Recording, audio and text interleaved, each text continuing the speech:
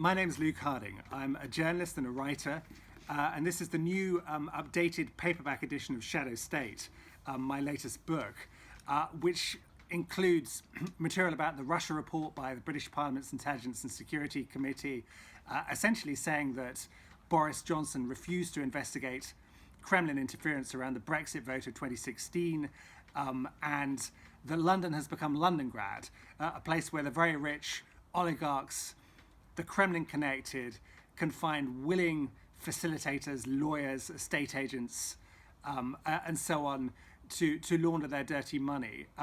It's also an exploration of what's happening in Russia, with an account of the poisoning of Alexei Navalny, I think the first in any non-fiction title, and of course more on Donald Trump, who, as we now know from the Senate Intelligence Committee, was staying in the Ritz-Carlton Hotel in 2013 and was secretly filmed, videoed by the FSB spy agency answering to Vladimir Putin. So there's new material here about how the West is essentially being targeted by Russia as part of I would say, a kind of crude and opportunistic hybrid war featuring hackers, conventional espionage, intelligence officers, and flamboyant state murder. And here's another book as well, which I wrote 10 years ago. It's called Mafia State.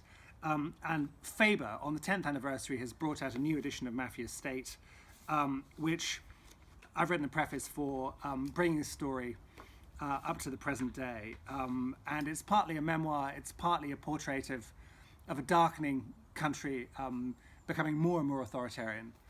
And I'm just going to read you a couple of paragraphs. As Putin's legitimacy fades, two projects seem to define the emboldened Russia of the 21st century. One is public. It is a noisy anti-Western nationalism. The other is private.